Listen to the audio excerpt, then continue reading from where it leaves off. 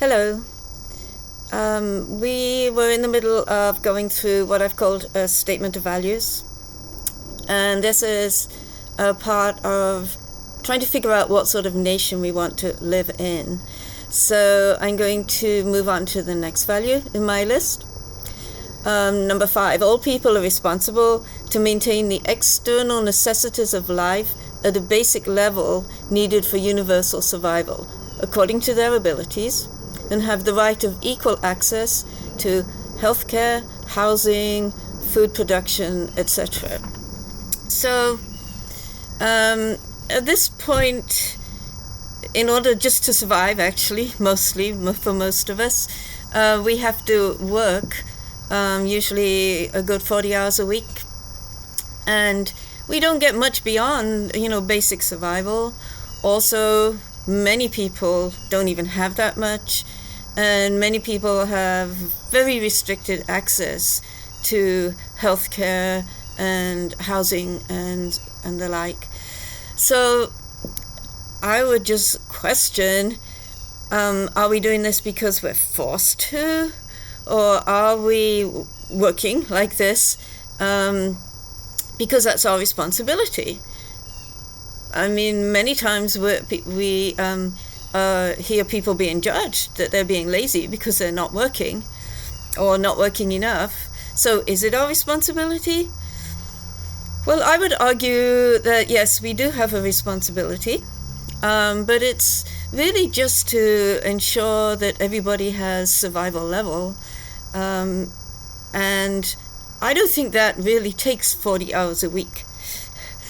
So survival level, to my mind, means people have a house to live in, they have food, they have access to healthcare, the state of the healthcare as it is at the time.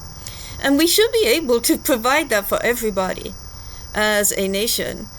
But in a nation where we are experiencing so much inequality, some people have everything and some people have essentially nothing.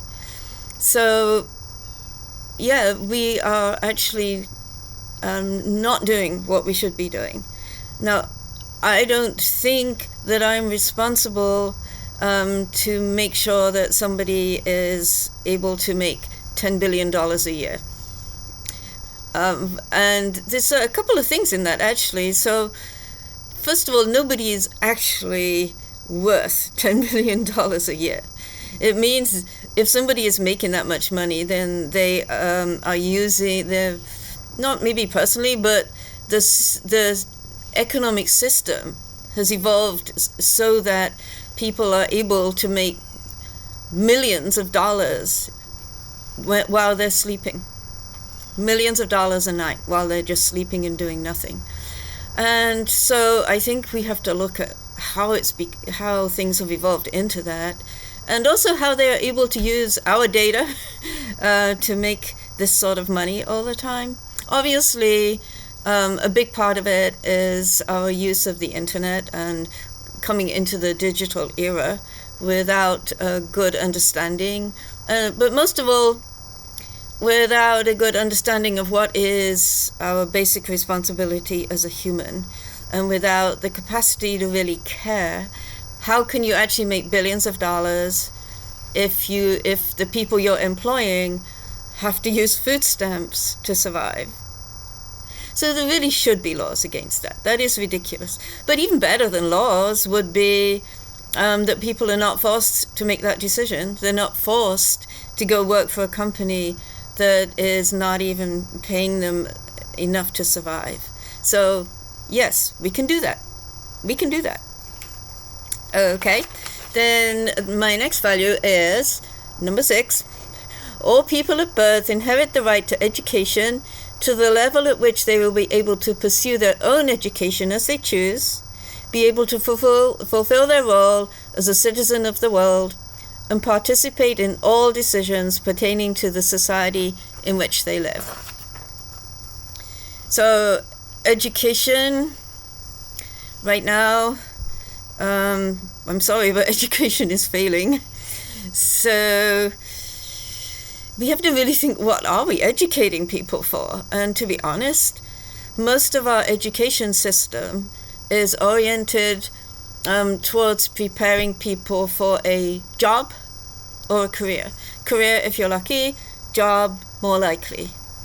So we think that a career tends to involve, these days at least a master's degree.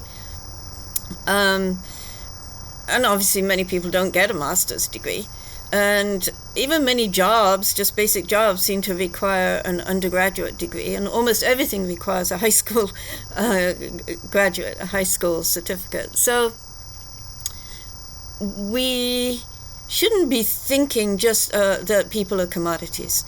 If we're preparing people for life serving a corporation, the corporation should be paying us for that, right? If we're growing little commodities in our houses, then surely the corporation can pay us for doing that, because they're the ones that are going to benefit. So let's not do that. Let's educate people so that they can think clearly about what is their responsibility, so that they can understand how the economic system works, and so they can be part of designing a better economic system that actually really works for everybody's benefit. This is not all that hard. It's just that we have not been well educated. There's a really good book, The Deficit Myth by Stephanie Kelton. Let me show you. There you go. Oops. And she really just points out very basic, simple facts that show how we have really been misunderstanding how the economic system works. And many of our lawmakers don't understand it either. So it's not going to change until everybody understands. Okay, so we can't just wait until we get a president in who understands how things work. Because the president is not supposed to be the person that guides everything, that decides everything. Unless we as a society, as a community, as a nation, have a much better understanding of how things work, then things won't really change. So we need to design our education system very differently.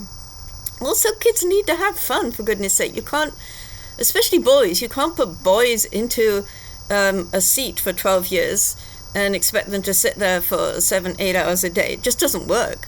Many girls too. So let's really think about that and design an education system that is much more fun and much more effective.